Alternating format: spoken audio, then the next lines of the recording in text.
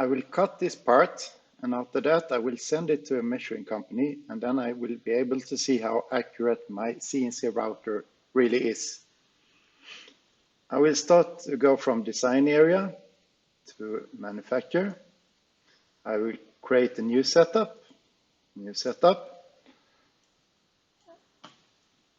I prefer to have my 0 point here and my X in this direction, my Y in this direction, and my Z in this direction. So I changed that. I would go into model orientation, pick this one. First, it asks pick something in Z. I will actually use this line. And now it asks pick something in X. Pick this one. And then I need to pick my 0 point. So I will use stock box point. It's okay. I have to take this one. And I pick the corner. Looks quite okay, but I want to flip Z. So I just flip Z. Now it looks good. I go into the stock. I want to have 2.5 millimeters extra on the side, 2.5. I know the block of aluminium is 25.3. The part should be 25, so I have 0.3 millimeters on top, 0.3. Okay, now I have the setup. I want to cut the surface first, so I will use face. I will select a tool. I go into my library. I pick this tool. If you want to create a new tool, just press plus, answer a couple of questions, and you will have a new tool. I like this one. It has a small radius on the side. Select. Geometry. If I pick nothing, it will take all of the surface. It's okay for this time. Heights. I will not change anything on the heights. Passes. I will not change anything on the passes. So I just press OK. Now I have the face. Now I want to cut this angle here. I will choose, for this I will choose ramp. I will use the same tool as last time, so it remembers the last tool. I will pick selection. I will cut everything between this line and this line. On the heights, I will not change anything. Passes. Maximum step down, I will reduce that to 0.2 millimeter, 0.2, to make this surface more smooth. Okay. Now we have that one. Now we need to cut the sides. I will cut them in 2 steps because I want it to be as accurate as possible. So first time I will leave a little bit of material on the side. For this I will use contour. It still remembers the tool. Geometry. I will pick this outer line here. Heights. I will actually change one thing because I want to save a little bit of material in the bottom so it don't fall out of the workpiece. I want to cut it manually so it don't fly away. So I will take the bottom height selection and I will pick this surface and I will raise it 1 millimeter. So now it's 1 millimeter from the first bottom. Passes. I will use multiple depths, so it only cuts 0.4.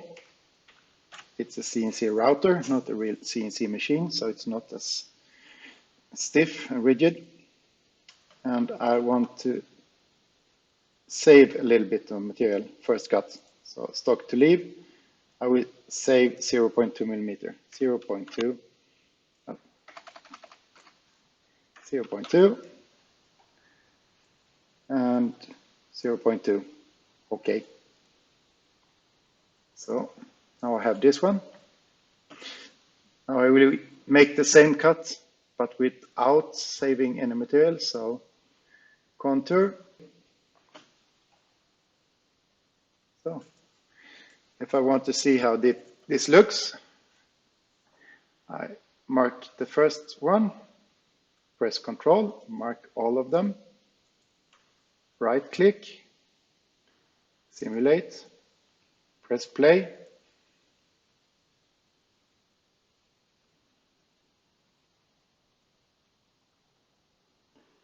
Looks okay. Now we should cut the text on top of the part as well. I will use flat for this. So flat. I will change the tool for one of my smallest tool. It's a 0.9 millimeter tool. Select. Geometry.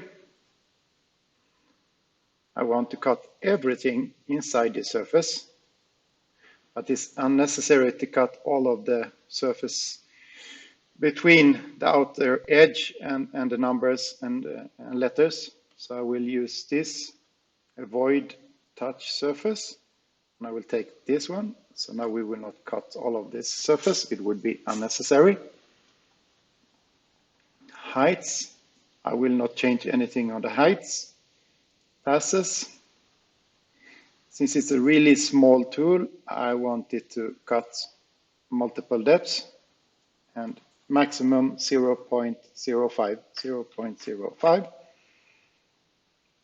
and 0.05, and I will see how it looks. So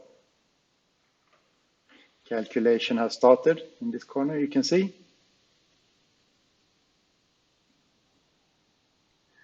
Almost ready. Yes, now I have it. But we can see it cuts a little bit above the surface. It's because I have 0.3 millimeter stock to leave on top, but we did use face in the beginning, so that stock is gone. So it's an unnecessary cut in the air. So I will change that. I will go into this flat, right click, edit, and I will go to heights. I will, where the cut starts, it's from stock top. Now I want to change it to selection, and I will select the top. So now the cut will start here instead. Press OK. It makes a new calculation.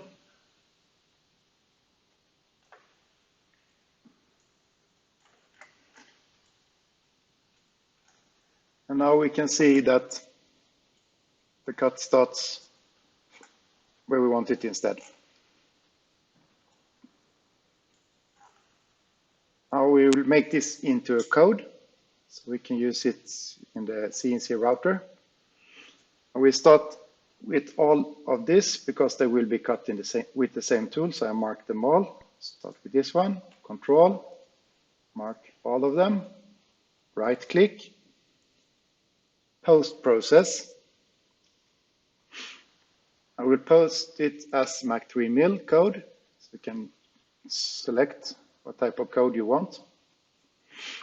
You need to select the output folder, so I press here, and I will create a new folder here. Gauge 2. Select folder. So everything I post will end up in that folder. So now I only press post.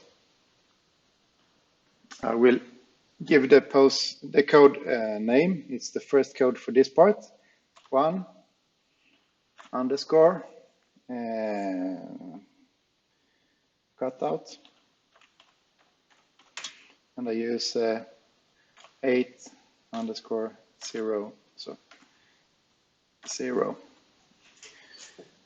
mil. This is how I name my code, so you can choose whatever you want. I just press save. And then you do the exact same with the flat command.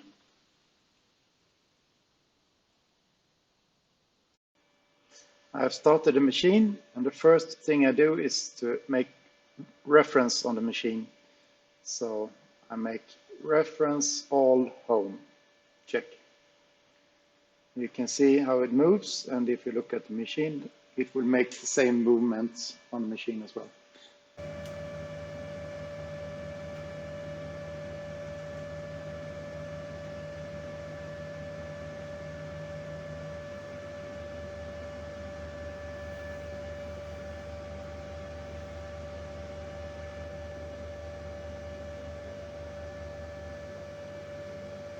Until it finds its 0.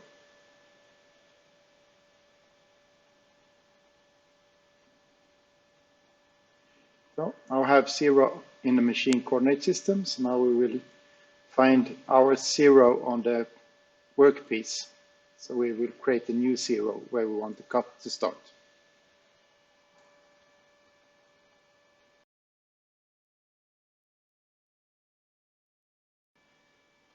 Now I have used my remote control to go down to the 0 point on my workpiece. And after that, I just check 0, 0, 0. If you don't have a hand control, you can just use tab. If I press tab, you will have your hand control here. So you can use this as well. Tab again, and it will go away. Now I will load the code. So file, load G-code. I will go into this folder we made, cut out this one, and open.